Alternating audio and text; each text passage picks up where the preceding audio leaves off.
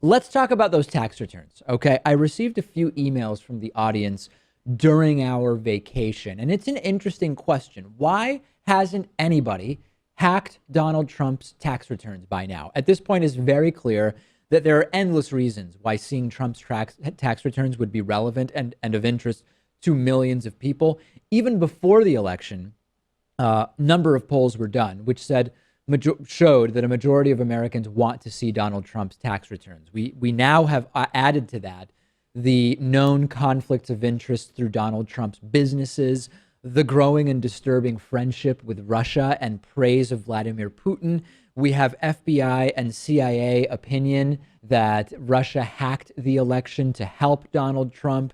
It's more important than ever to see what is in Donald Trump's tax return so we can just figure out for ourselves once and for all what is the relationship between Donald Trump, his businesses, Russia, and Vladimir Putin. Now, to be clear, I'm not an advocate for anybody doing anything illegal, right? It's important for me to be clear about that, isn't it, Pat? I'm not going out there like Trump did and saying, hey, maybe X should hack Y. That's not what I'm doing. Yeah, I get that. I mean, illegal actions, I think, can be noble in some instances as long as they're nonviolent and for the interest of the American public. But we're not encouraging anyone to do that. Exactly right. At least Pat knows that that's not what I'm doing, because I will get emails from people saying, David, why are you advocating the hacking of Donald Trump's tax returns? What I am trying to explore is, why hasn't anybody hacked them by now? Well, it hasn't been WikiLeaks, it hasn't been anonymous, and nobody has hacked the Trump tax returns. Back in August, as far as WikiLeaks is concerned, Julian Assange said WikiLeaks isn't trying to hack the Trump tax returns. We've since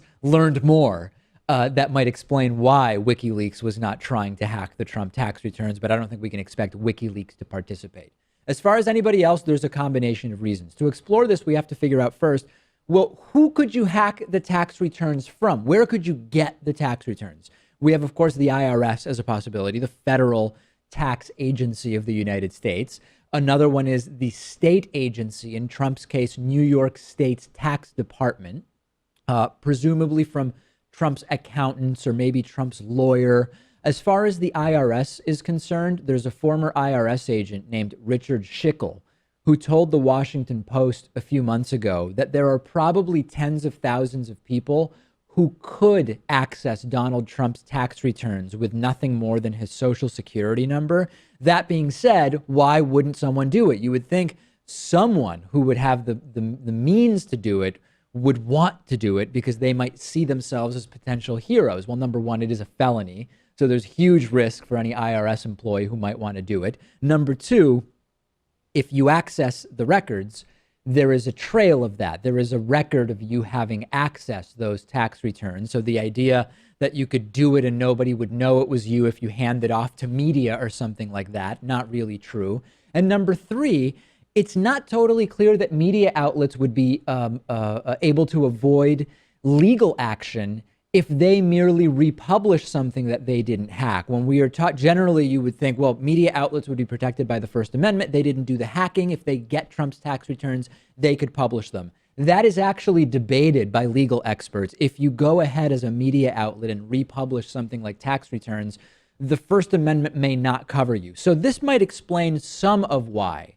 we haven't yet seen these documents. I mean, everyone could just wait until the IRS audit is over with, because Donald Trump gave his word that he would release his tax returns once that was through. So we can just wait, a couple of years, a couple months. Any day now, that's going to all wrap up and Trump's going to release those tax returns.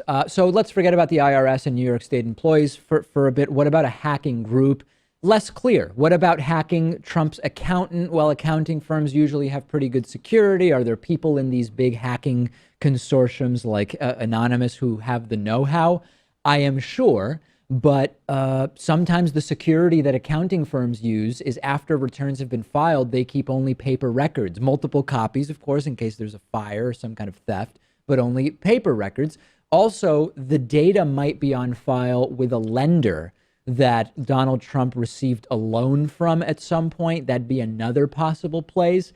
It's an interesting idea also that's been floating around, and a friend of mine mentioned this over the break. What about putting together a bounty for Trump's tax returns? You could absolutely raise $500,000, even $1 million to anybody who finds and publishes Trump's tax returns. So I don't know the answer, Pat, as to why nobody's hacked the Trump tax returns for now. I know that there is huge interest in doing it. We also know that there are significant penalties for getting involved in that type of action. Do you think we will eventually see those returns? I mean, I know you were kidding before with the whole, as soon as the audit's over, we'll get them from Trump. But is this something you expect to ever see? I doubt it, because once the IRS audit is over, he'll just come up with a new excuse that he's not running for president anymore. And there's no reason to. He's already acting within the interest of the American public to that point. I tend to agree. I believe that unless the documents are subpoenaed for some proceedings that could be, use your imagination what they might be, or that these tax returns are illicitly hacked, I do not believe we will ever see Donald Trump's tax returns. And as a result, although we can speculate a lot about the insane conflicts of interest that exist with Trump, and not just Russia, we've exposed the Philippines, we've exposed a number of other conflicts. I don't know that we will ever definitively know about exactly what is going on there. Send me your thoughts about this. I'm on Twitter at @DPakman. The David Pakman Show is on Twitter at David Pakman Show. We will take a break. We are back. It's 2017, only 17 days from the inauguration of President-elect Donald Trump, and exactly 17 days remain in our fundraiser at davidpakman.com/donate. Check that out.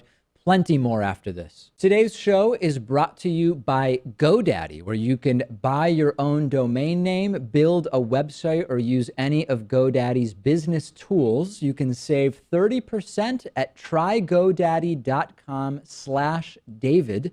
GoDaddy has actually been the official host of the David Pakman Show website for many years.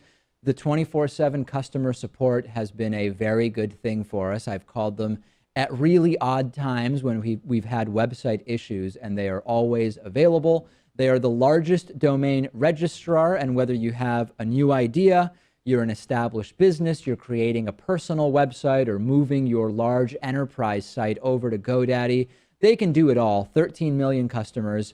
Try it and get 30% off at trygodaddy.com/David.